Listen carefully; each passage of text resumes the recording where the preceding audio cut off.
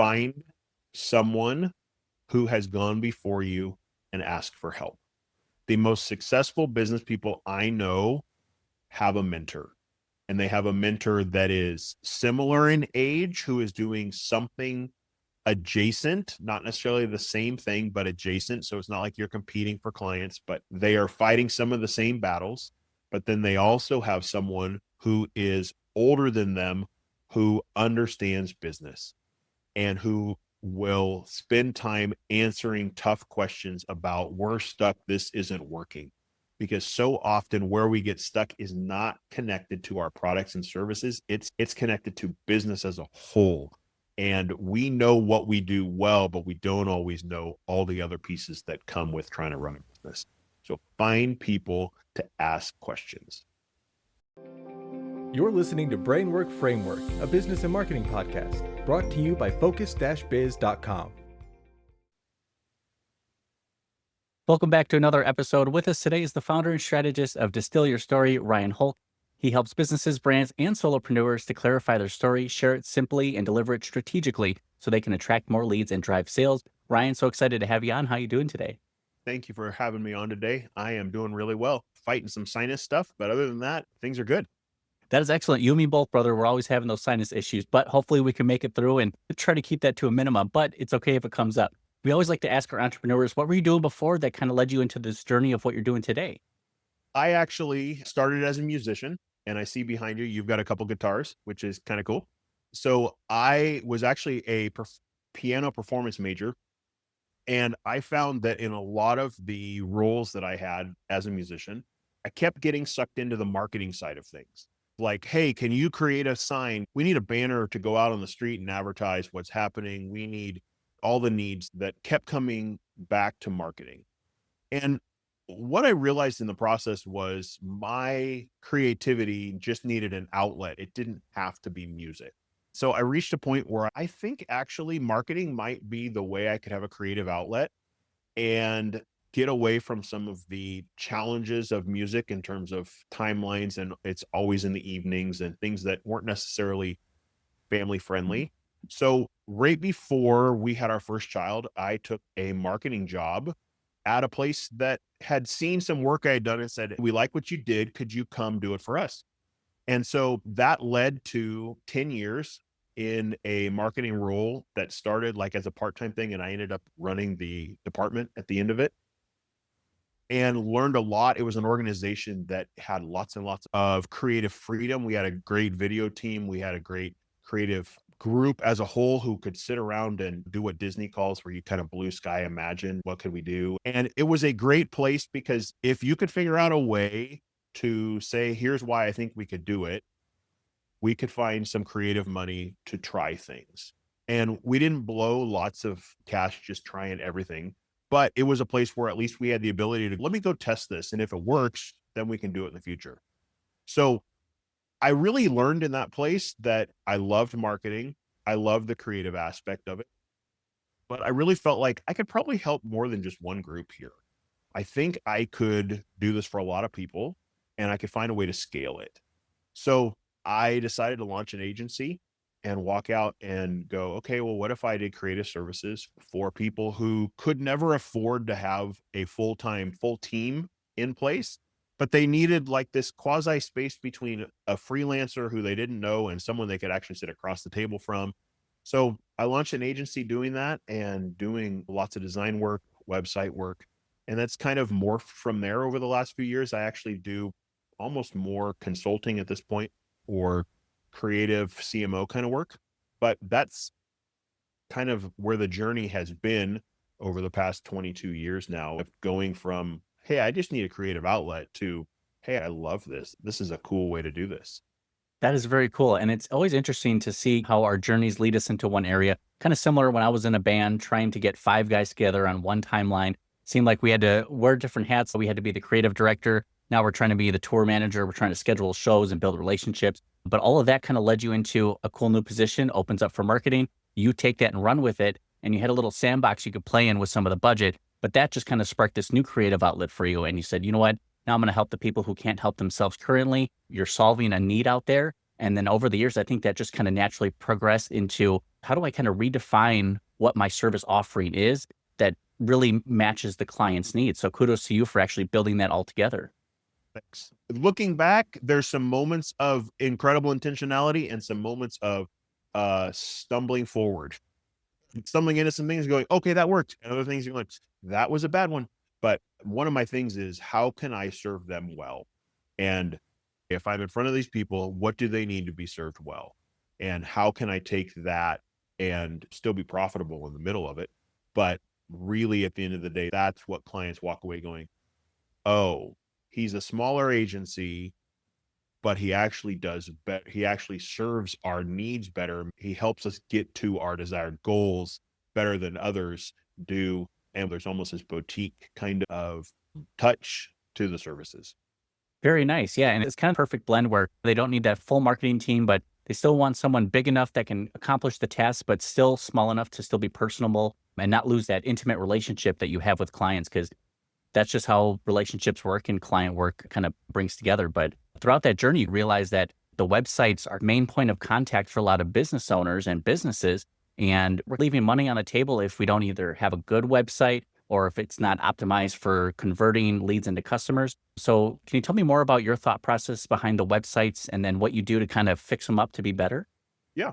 So what I find with a lot of businesses, and this is a B2B issue and it's a B2C issue, is that there is this sense within us as a business owner that we want a website that looks great. And so a lot of businesses go, I need a website that looks amazing and does these cool things. So we start with design in mind rather than communication in mind.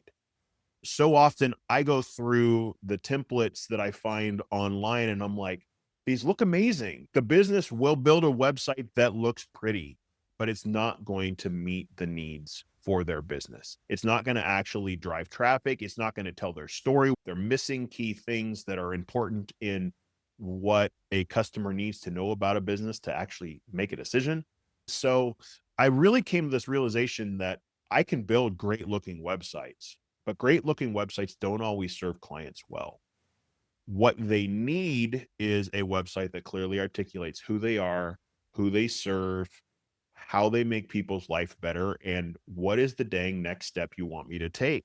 I visited a couple sites doing quick reviews this week, and I'm like, I don't know what action you want me to take.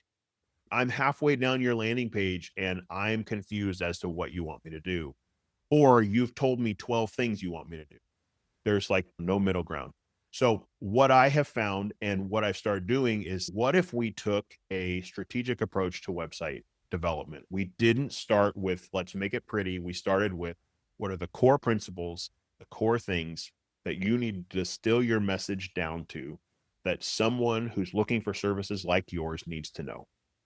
And so I've built a communications framework called the Distill Your Story framework, where I walk people through, let's get the core elements before you ever build a wireframe, before you ever talk to a developer, because the reality is you aren't going to know what to ask them for to get a quote until you do some pre-work.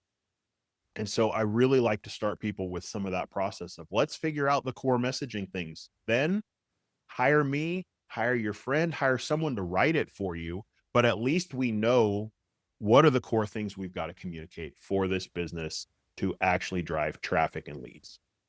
Absolutely. And one of the issues that many businesses have, and I've suffered from as well, is just really understanding the direction and clarity that we want to go with something, right? We have this great idea and we're trying to put it into words. And now we have a vision in our head, but how can we articulate that to someone else who's trying to build it? And if you don't have the copy to complement that, well, I think they're not hired copywriters, they're designers, website designers. Sometimes both can be great together, but that's not Right. always their expertise. So you definitely need to build that story. Got to build the story. And usually that takes time and a process. And I'm finding with more and more of the businesses that I work with that the best way to do that sometimes, because business owners don't think like copywriters, is to just ask great questions, to start asking questions and documenting stuff and trying to figure out, okay, if I could take what took them 5 minutes and say it in 3 sentences, what would those 3 sentences say? so that the headline of their website and the hero section, the about section, the pieces that support their business are super clear and headline driven that anybody could grasp it in under 5 seconds. Yes, trying to communicate that message. Visual communication is the creative designing piece. The words speak that, but visual communication also ties into everything that people kind of infer or think about your business. When you're building out these websites, this framework that you create, Yeah. I've heard that when some people are lacking their direction and how do I figure out who am I and what do I do? And they have this existential crisis. A great way is to actually ask any of your clients, how would you describe my service to others? And holy cow, that can be an enlightening moment to see, wow, there's keywords and phrases in a way that I would never think of myself, but your clients see us this way. And that's a great way to kind of lead the direction for your copy. Very much so. And an example from my business, it's really interesting. I can do this for others faster than I can do it for myself. I overthink it all. But I asked the client, hey, just tell me a little bit of what you think this process has been like for you. And they came back with me that something that was the gist of, you helped us find words to explain what we do in ways that actually sound like us. So it doesn't sound like marketing. It doesn't sound like slimy manipulation. It tells our story in a way that still sounds like we're telling it, even though it's told more succinctly than if you were with them in person. And I felt like that's the core of this process, is being able to help people do that. And then you have that foundation you can build upon that. Now, when you're considering a website, you mentioned things about taking a clear next step. Sometimes there isn't one. Sometimes there's one, but it's not defined, or there's 12 steps and you're like, I don't know which direction to go. Is there a certain next step that businesses should focus on? I know there's some up in the air, depends on your industry. What is the logical next step? Do we want them to fill out a form? Do we include a pop-up? Is there a banner ad? Is it the chat widget? What options do you recommend or have you found the most success for that clear next step to the process?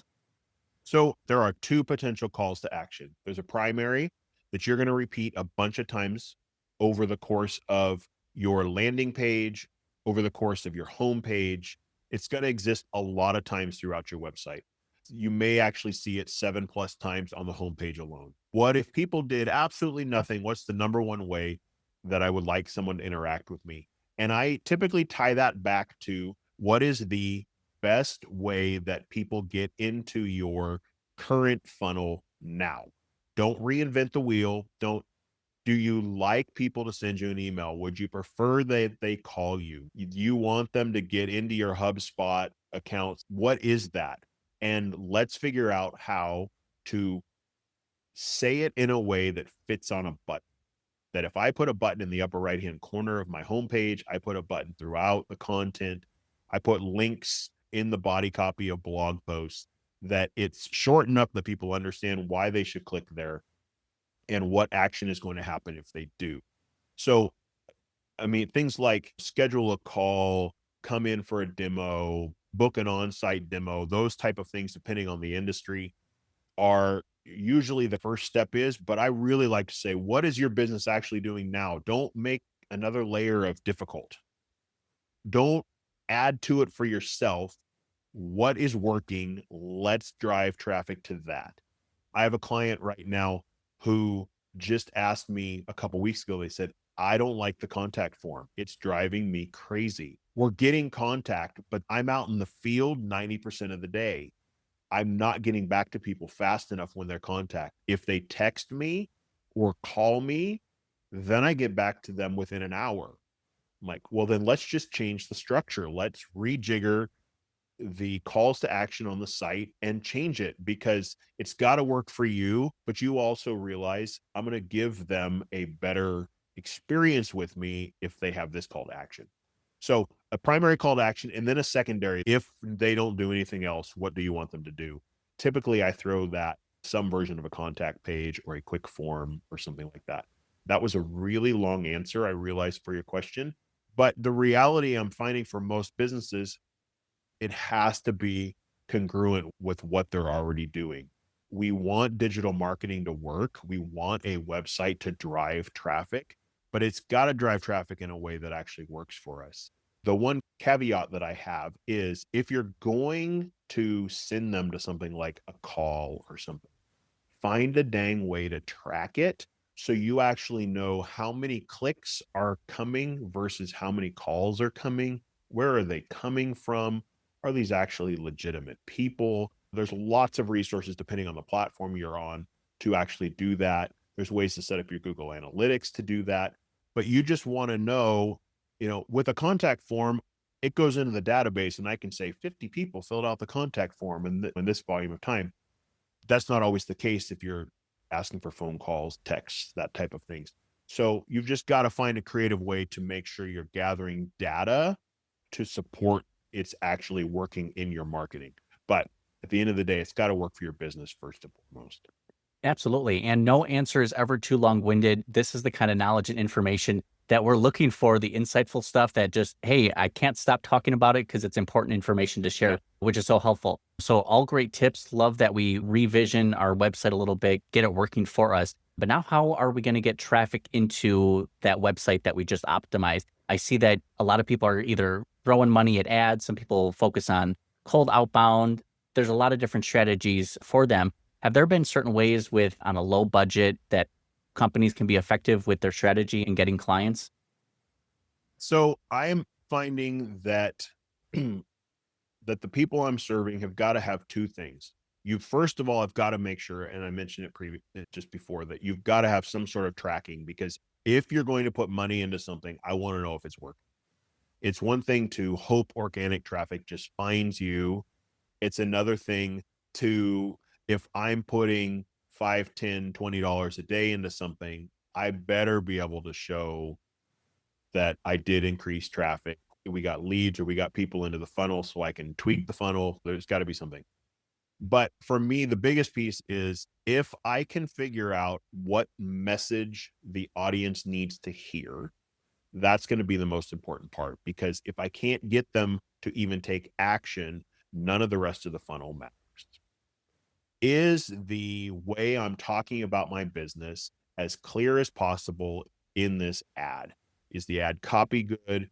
The beautiful thing about AI right now is it's helping. The Google Ads dashboard, the Facebook Ads dashboard, both has decent AI. It is not blowing my mind, but it is usable in terms of ideas and ideating what are variations on this. In early years of web, we did lots of A/B testing where you'd be like, let's try 2 headlines and see which one works best. Well, the beautiful thing about Facebook and Google is they'll do that for you. Here's 5 versions and tell me, start testing through them. And a couple things is make sure what you're starting with is super clear, especially if you're going to have AI help you. Make sure you read through every word the AI generated. And is this a clear articulation of who we are? Is it accurate about who we are? Did AI just make something up, or is it actually accurate to what our offer is? And then is it really clear what we're calling people to do, the action we want them to take?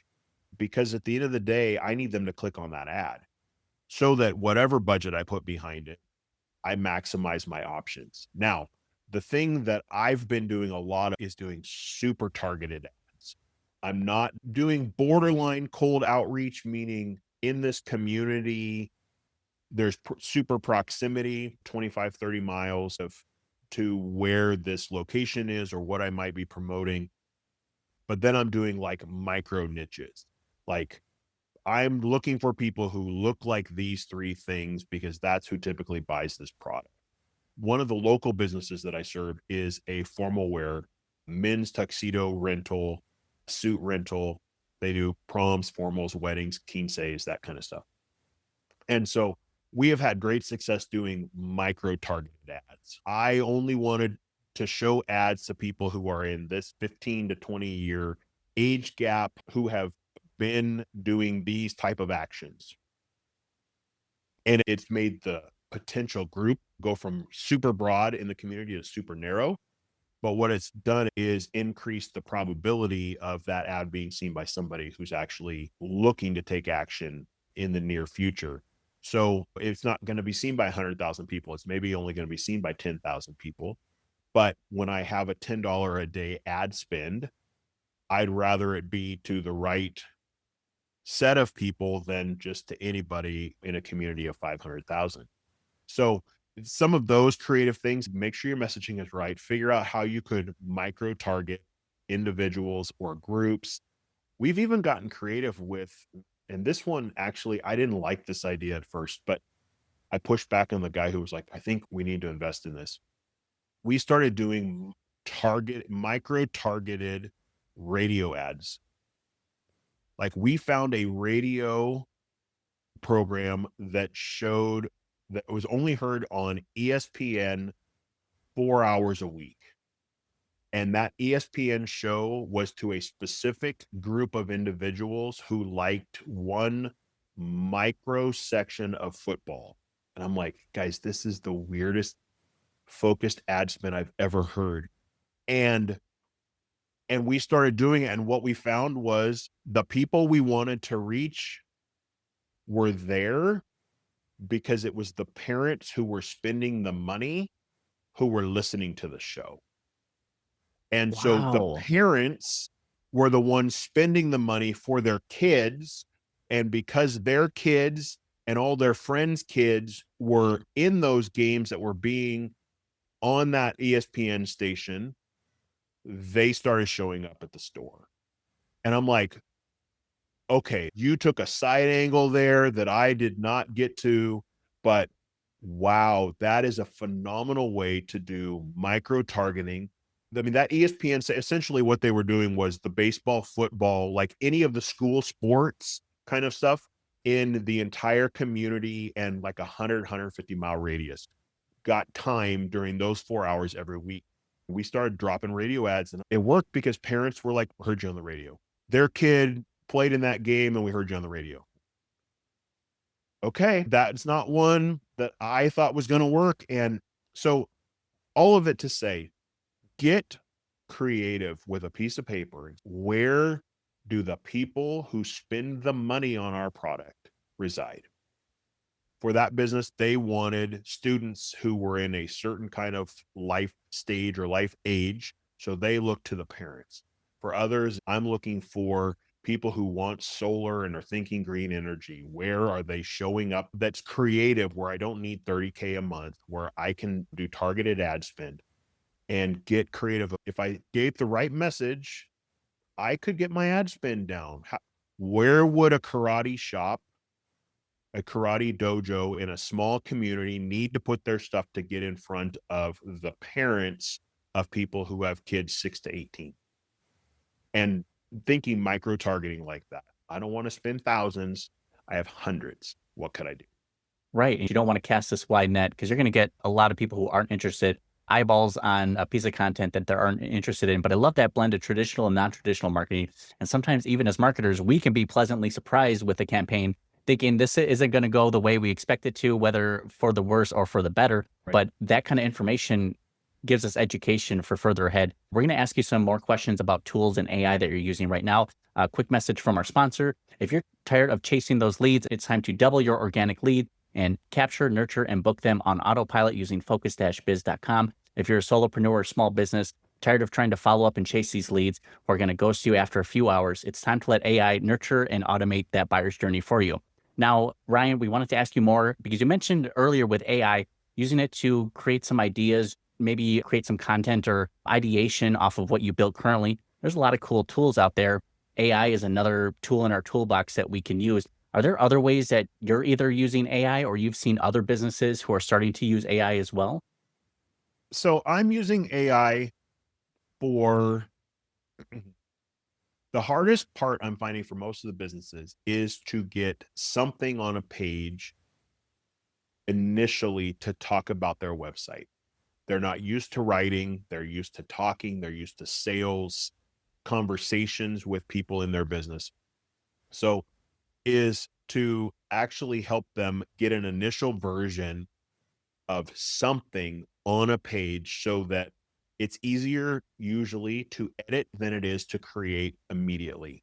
So I talked about having great questions. And so what I will do is start asking a series of questions and getting them to just stream of consciousness. Here's bullet lists of the kind of answers that they give to various questions.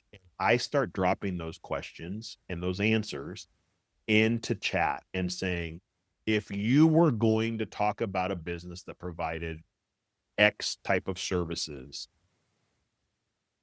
how would you use this information to create a landing page or create a section that talks about products and services, that talks about the benefits that people get from using services like this, and using then their own words to help drive the chat responses, rather than just going to chat and going, tell me what I should write as an owner of a business like this, and getting really mediocre content. But all of a sudden I'm getting content that's tied to the individual's responses. I've gone so far as to actually, as part of my framework, I ask a ton of questions, and then I've got a super complicated chat prompt that you put it in once, but it takes anywhere from 10 to 20 responses before it actually gets through the whole thing, because it keeps going back to the source and going, okay, then on the next section, and it dumps you out a rough draft of a landing page at the end of the process. It takes quite a while to get through it, but the whole idea was me just asking them and them going, oh, well, those are the 5 things. See, they answered that really fast. Like that approach, rather than tell me, write down the benefits that your business has for it. Business That owners could be an 8-hour journey trying for them to think of this. Okay, board yes, members, what does yes. that look like? Yeah, and it's, who do I need to call? Oh, Joe over in sales, he could get you that answer. And I'm like, yeah, but I think you actually probably know it as the business leader or the marketing director. Just tell me in your words. Let's get something on paper, because you're usually, it's a small brick and mortar or a small solopreneur or something. There are going to be other people in the conversation after the initial first draft is there. Someone else is going to look at this content. So you're going to have other eyeballs on it, but you need something to be on paper to give to them. So I'm using AI to help prompt and take their questions. I'm using things like Perplexity to do deep research and going, look at these topics, research top people under these topics who have services like this. What problems are they saying that they're solving? How are they talking about this angle? Where are their gaps? So I'm using it to do some of those kind of behind the scenes things that aren't necessarily the actual writing of the content that's going to be seen by visitors on our website, or sometimes it's in email sequences and stuff like that, but it's as much the research side that I don't want to sit and spend 3 hours trying to get this data, when AI will give me a spreadsheet and compare and contrast things for me. And all of a sudden, I like that word, I like that phrase. I can assemble those into a usable description that we can now get something on paper and begin to mull through. I love that use of AI because one, it's reducing friction within their journey. That onboarding process seems to take the longest, and just the brain power behind creating that. If you can give them something to work with instead of a blank slate, it's easier for someone to say that is wrong or that is right than to come with a fresh organic idea on their own. But great ways to implement AI. And I think it's based on also the prompting that you put in. For example, if I were to ask a chat GPT for similar types of headlines and prompts like that and research this website, it still wouldn't have those 10 to 20 unique questions that you've built into it that's now using that as reference and data as well. So it's a great use of AI. Ryan, wanted to ask, where can people find you online and get connected with you? Yeah, so the best place is at distillyourstory.com. And there is a contact form there. There's a schedule a call form. There's links to my social channels there. It's a great way if you need some help with a website, you need help figuring out some of the messaging side of things. I'm happy to have a conversation with you. I do really quick website reviews for free. And essentially it's me hitting record on the Loom video and shooting a 5 to 10 minute, let me just go through your landing page and here's what I see, here's what I think is working, here's some of the things I'd make adjustments on. So if your group is interested in having a service like that, I'm happy to do that for them. Thank you, Ryan. That sounds wonderful. And we'll have those links available down in the show notes and the description so everyone can take advantage of that offer. Now, what are you looking forward to most in 2025? It's almost April in 2025. Are you kind of sticking with everything that you've been doing right? Do you have new launches or campaigns or initiatives that you're excited about? Yeah, I have a book that I'm working to finish up. The forward is the only section left, co-writing with somebody, and it's about telling the right stories in your business and how you make sure that the information you are sharing is clear, concise, and compelling. And so working on that, and I've been leaning into more on the fractional CMO kind of work and taking the pieces, and my agency could help fulfill some of that, or my freelance friends could help fulfill some of it. But the strategic side is so much of what I love doing. And it's why I love the messaging side is it's more on the strategy of creativity. So those are really the kind of things that I'm leaning into in 2025.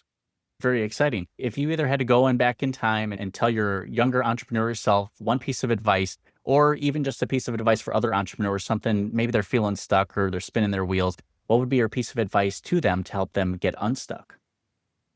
Ask for help. Find someone who has gone before you and ask for help.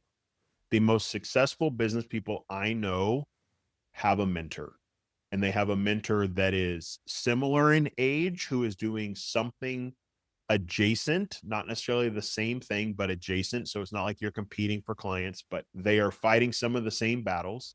But then they also have someone who is older than them, who understands business and who will spend time answering tough questions about we're stuck, this isn't working. Because so often where we get stuck is not connected to our products and services. It's connected to business as a whole. And we know what we do well, but we don't always know all the other pieces that come with trying to run a business. So find people to ask questions. Brian, very well said. Appreciate that advice because it can be tough for us. We feel like we're on our own island here. We just need to ask for help and start to get some mentorship to just lead us in the right direction and stop this anxiety and worry that kind of fills our heads at times. But I think that happens for many people. We appreciate you coming on, sharing your advice, tips, tricks, and wisdom with us. Anything that we haven't covered today that you at least want to, hey, I have one moment here. Open floor for you, Ryan. Take it away. I feel like we've actually covered stuff pretty well, but I would just say that when you think about your marketing, the core idea of marketing is that you've got to be clear in what you say, but you also have to know beyond a shadow of a doubt the destination you are aiming for, because the only way you will know if your marketing is successful is if you can measure if you're getting closer to the goal each time. Very well said, Ryan. Thank you again for coming on. We appreciate it. We will see you again next time. Thank you so much. Thank you, Chris.